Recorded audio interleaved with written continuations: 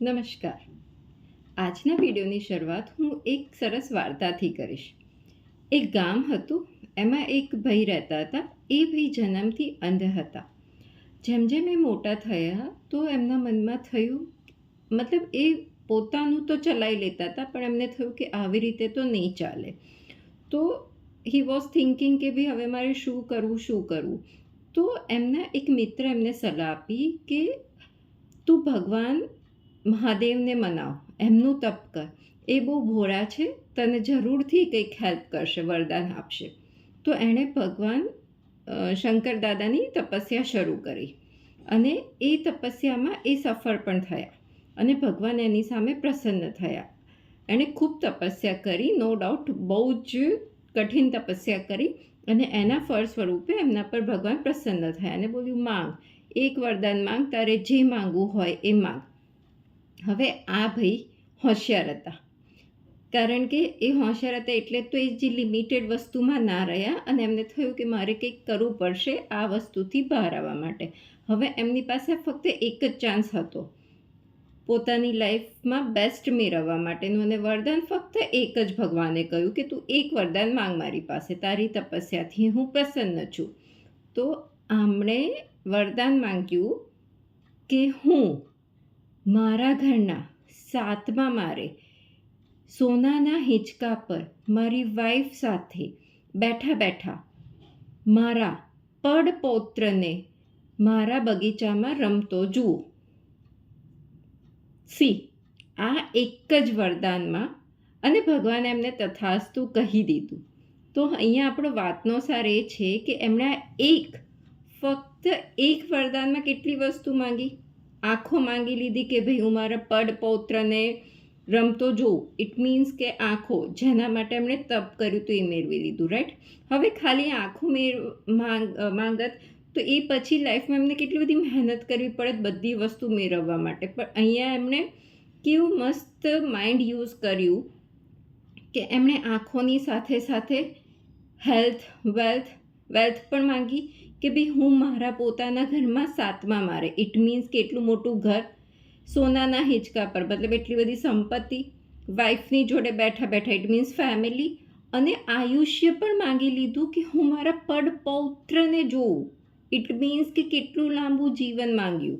તો તમે અહીંયા વિચારો કે ફક્ત એક વરદાન અને એક જ વાક્યમાં એમણે કેટલી બધી વસ્તુઓ, લાઈફ ટાઈમનું પૂરેપૂરું સુખ માંગી લીધું. આ જગ્યાએ કોઈ બીજું હોત તો ફક્ત માંગત કે ભાઈ મને મારી આંખો આપી દો, જેના માટે મેં તપસ્યા કરી છે. બટ એમણે આંખો સાથે સાથે કેટલું માંગ્યું. તો આપણે પણ અહીંયા આવી રીતે જ કરવાનું છે. ભગવાને આપણને માઇન્ડ આપ્યું છે તો આપણે પણ આવી રીતે સ્માર્ટલી જ અફર્મેશન્સ કરવાના છે કે જેનાથી આપણે આપણા એ રોજના વાક્યોમાં આપણે ભગવાન પાસે બધું માંગીએ અને આપણે જે બોલીએ છીએ એ ફળીભૂત થતું હોય છે. આપણે જે વિચારીએ છીએ એ સાચું થતું હોય છે. કારણ કે આપણા જીવનમાં જે પણ આવતું હોય છે ફક્ત અને ફક્ત આપણા વિચારો અને આપણે જે બોલીએ છીએ, આપણે જે ફીલ કરીએ છીએ અને આપણે જે કર્મ કરીએ છીએ એનું જ આપણને રિઝલ્ટ મળતું હોય છે. આખા દિવસની આપણી જે દિનચર્યા છે, જે માઇન્ડના થોટ્સ છે, મન, કર્મ અને વચનથી આપણે જે કરીએ છીએ આપણને મળે છે, રાઈટ?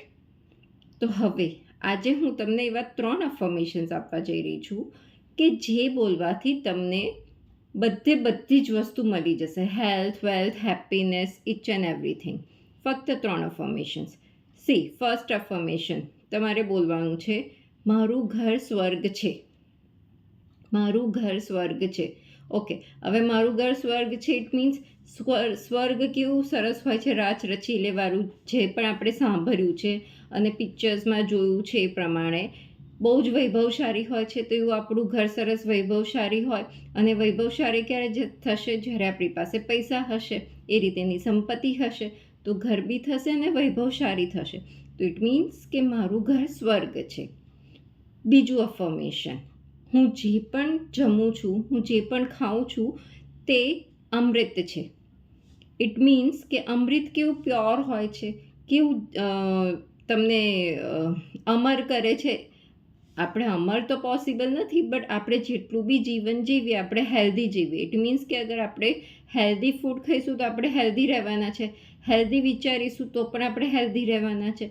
તો એટલે તમારે બોલવાનું છે કે હું જે પણ ખાઉં છું એ અમૃત છે. ઇટ મીન્સ કે હું હંમેશા હેલ્ધી છું. થર્ડ, હું જેને પણ મળું છું તે ભગવાન છે. મને મળનાર દરેક વ્યક્તિ ભગવાન છે. ઇટ મીન્સ કે આપણી આસપાસના લોકો, આપણા જીવનમાં આવનાર લોકો, જાણીતા અજાણીતા, દરેકે દરેક વ્યક્તિ સારા છે. ભગવાન કેવું બધાને સંભાવથી જોતા હોય છે, કોઈની વચ્ચે ભેદ નથી રાખતા, કોઈનો કોઈ ડિફરન્સ નથી રાખતા અને બધાને સમદ્રષ્ટિથી જોવે છે અને બધા પર દયા દ્રષ્ટિ રાખે છે. આજકાલની લાઈફમાં આપણને પ્રોબ્લેમ્સ ક્યાં થતા હોય છે, આણે મને આ કહી દીધું, આ વ્યક્તિ કેવો ગુસ્સાવાળો છે, આણે મને આવી રીતે હર્ટ કર્યું, આ તો કેટલો સ્વાર્થી છે.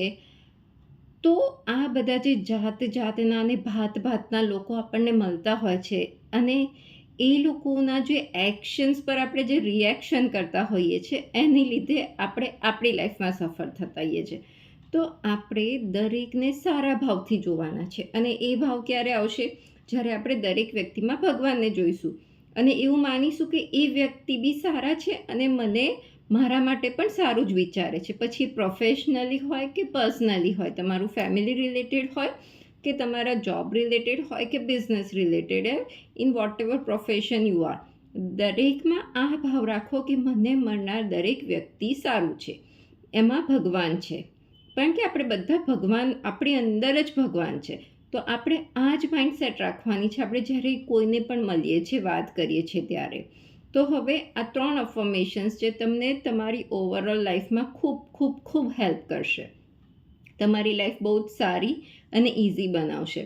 તો ફર્સ્ટ ઇઝ મારું ઘર સ્વર્ગ છે. સેકન્ડ, હું જે જમું છું તે અમૃત છે. થર્ડ, મને મળનાર દરેક વ્યક્તિ ભગવાન છે. આ અફર્મેશન્સ તમારે સવારે ઉઠતાની સાથે બોલવાના છે, રાત્રે સૂતી વખતે બોલવાના છે, દિવસભર પણ તમારે આને યાદ રાખવાનું છે, મનમાં વાગોળવાનું છે. જેટલું તમે આને યાદ રાખશો ને મનમાં ઉતારશો, જીવનમાં ઉતારશો, એટલો જલ્દી તમારા જીવનમાં ફરક આવતો જશે અને તમે જોશો, જાતે જ જોશો. તો એક તો આ તમે 3 અફર્મેશન્સ કમેન્ટમાં લખો. બીજું, આ 3 અફર્મેશન્સ તમે તમારા જીવનમાં રૂટીન બનાવો અને આનાથી આવતા ફેરફાર, તમારા જીવનમાં કોઈ સારો ફેરફાર આવે તો મને જરૂરથી પાછા આવીને કમેન્ટ બોક્સમાં પ્લીઝ જણાવજો, જેથી બીજા લોકોને પણ આની હેલ્પ મળે. ઓકે, તો આશા રાખું છું આ વિડીયોથી આપને પ્રેરણા મળી હશે. વિડીયો પસંદ આવ્યો હોય તો વિડીયોને લાઇક કરજો અને ચેનલને સબસ્ક્રાઈબ કરજો. મને સાંભળવા બદલ અને આપનો કિંમતી સમય આપવા બદલ આપનો ખૂબ ખૂબ આભાર. ફરી મળીશું નેક્સ્ટ વિડીયોમાં.